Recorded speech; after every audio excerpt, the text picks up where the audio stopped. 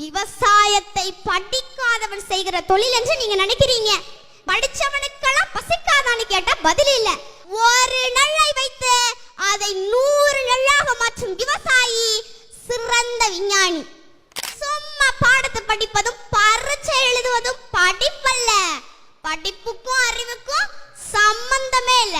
விதைகள் உறங்கினாலும் விதைத்தவன் உறங்குவதில்லை. என்னடா இந்த பிள்ளை இப்படி பேசுதுன்னு நினைக்காதீங்க.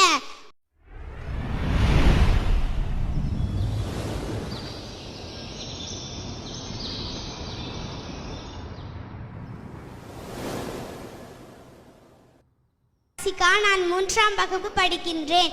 இயல், இசை, நாடகம் என முத்தமிழாயன் மூச்சு காற்றில் கலந்து வள்ளுவனின் வாசகமாய் 2 அடியில் என் நெஞ்சில் நுழைந்து என்னாலும் எனையாளும் என் தமிழன்னையே செந்தேனாய் இனிக்கும் செங்காந்தல் மலராய் மணக்கும் என் செந்தமிழே இந்நாளும் எந்நாளும் உனையே நான் தொழுதிடுவேன். உமக்கு என் முதல் வணக்கம், அவையோருக்கு என் முத்தமிழ் வணக்கம். ஒரு உழவனின் மகளாக உங்களிடம் உரையாடப் போகிறேன். உலக புகழ்பெற்ற தேசிய நெல் திருவிழாவிற்கு சிறப்பு அழைப்பாளராக வருகை தந்துள்ள திருவாரூர் மாவட்ட ஆட்சியர் திருமிகு டி. சாருஸ்ரீ அவர்களை வருக வருக என அன்போடு அழைக்கிறோம். மற்றும் உலகத்தின் உயிர் நாடியாக விளங்கிக் கொண்டிருக்கும் விவசாய உழவர் குடி பெருமக்களையும் வருக வருக என அன்போடு அழைக்கிறோம். நம்ம ஐயா வள்ளுவர் சொல்றாரு பாருங்க, உழுதுண்டு வாழ்வாரே வாழ்வார், மற்றவரெல்லாம் தொழுதுண்டு பின் செல்பவர். தாங்களே வயலில் உழுது அதனால் கிடைத்த உணவை உண்டு வாழுகிற உழவர்களுடைய வாழ்க்கையே உயர்வானது. மற்ற எல்லாரும் அவர்களை வணங்கி பின் செல்ல வேண்டியதுதான். மகாத்மா காந்தி சொல்கிறார், கிராமத்தில் தான் நம்முடைய இதயம் இருக்கிறது என்று. ஏனென்று தெரியுமா? ஏனென்று தெரியுமா? அங்குதான் விவசாயம் இருக்கிறது, அங்குதான் உலகத்தின் உயிர் நாடியே இருக்கிறது என்றார் மகாத்மா காந்தி.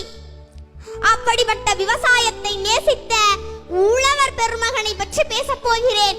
கட்டிமேட்டில் பிறந்த கட்டி தங்கமே, திருத்துறைப்பூண்டியின் அடையாளமே, திருவாரூருக்கு தேரு, திருவாரூருக்கு தேரு, உலகமே உன்னை புகழது பாரு, விவசாயத்தின் சிங்கமே, உலகம் போற்றும் உழவர் பெருமகனே, பாரம்பரியத்தை மீட்டெடுத்த மீட்பு காவலனே, சுதைந்த தானியங்களை ஒன்றிணைத்தவனே, தடைகள் பல தாண்டி விதைகளை தேடிய விதை வித்தகனே, சலிப்புள்ளாத சகவத்தன்மை கொண்ட சரித்திர நாயகனே, தன் பெயரையே நெல் ஜெயராமன் என்று கெதட்டில் மாற்றிக்கொண்ட பாரம்பரிய விதை வித்தகனே, முதலிலே நெல்லுக்கு திருவிழா நடத்திய விவசாய பெருமகனே, நெல்லென்ற சொல்லுக்கு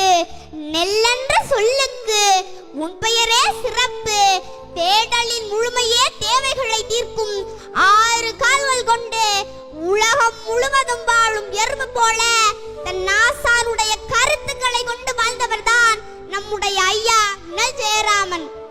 ஆம், 6 அடி உயரமும் அதிர்ந்து பேசாத இயல்பும் கொண்டவர்தான் நம்முடைய ஐயா நெல் ஜெயராமன். ராமாயணத்துல சீதையை தேடிச் சென்றான் ராமன். ஆனால் நாம் முன்னும் சீதேவியை தேடி சென்றார் நம்முடைய ஐயா நெல் ஜெயராமன். விவசாயத்தின் மீது அவர் அளவுள்ள ஆர்வம் கொண்டதால் பாரம்பரிய விதைகளை பாதுகாத்ததற்கான தேசிய விருதும் மாநில விருதும் குடியரசுத் தலைவரால் அவருக்கு வழங்கப்பட்டது. ஒரு நெல்லை வைத்து அதை 100 நெல்லாக மாற்றும் விவசாயி சிறந்த விஞ்ஞானி. கலப்பை, மண்வெட்டி, கோடாரி, கடப்பாறை கண்டறிந்தவரை விட இந்த உலகத்தில் இன்னும் ஒரு விஞ்ஞானி பிறக்கவில்லை. சும்மா பாடத்தை படிப்பதும் பரீட்சை எழுதுவதும் படிப்பல்ல. படிப்புக்கும் அறிவுக்கும் சம்பந்தமே இல்ல. என்னடா இந்த பிள்ளை இப்படி பேசுதுன்னு நினைக்காதீங்க. மாம்பூக்கள் சரியா பூக்கவில்லை என்றால் பருவ காற்று சரியா வீசிருக்குன்னு அர்த்தம். பருவ காற்று சரியா வீசிருந்தால் மாம்பூக்கள் உதிர்ந்து சரியா காய காய்ச்சிருக்காது. கற்ற அறிவு மறந்து போகும். ஆனால் பட்ட விடக்கூடாது. உலகத்தில் வேளாண்மையை கைவிட்ட அனைத்து நாடுகளும் பிச்சை எடுத்துக் கொண்டிருக்கிறது. அந்த நிலைமை நமக்கு வந்துவிடக்கூடாது. இங்கு தொழில் வளர்ச்சின்னு சொல்றீங்களே, நல்லா வேலை பார்த்தா சம்பளம் கிடைக்கும். சம்பளம் கிடைச்சா நல்லா சாப்பிடலாம். அப்ப அந்த சாப்பாடு எங்க இருந்து வருது? யாருக்கிட்டையும் பதில் இல்ல. விவசாயத்தை படிக்காதவன் செய்கிற தொழில் என்று நீங்க நினைக்கிறீங்க. விவசாயம் என்பது தொழிலே கிடையாது. அது நம்முடைய பண்பாடு, வாழ்வியல் என்பதை நீங்க புரிஞ்சுக்கணும்.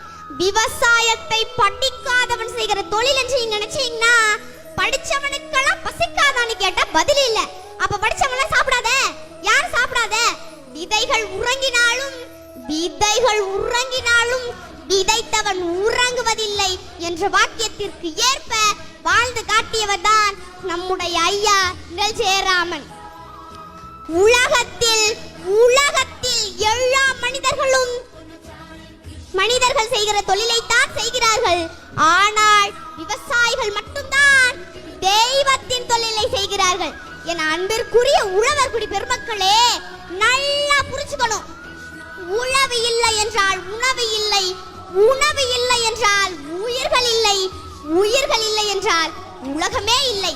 அதனால் உழவை மீட்போம், பாரம்பரியத்தை காப்போம், இயற்கையை நேசிப்போம், நஞ்சில்லாத உணவை அனைவருக்கும் கொடுப்போம். மீண்டும் அடுத்த நெல் திருவிழாவில் சந்திப்போம். வாழ்க தமிழ், வளர்க தமிழ். நன்றி, வணக்கம்.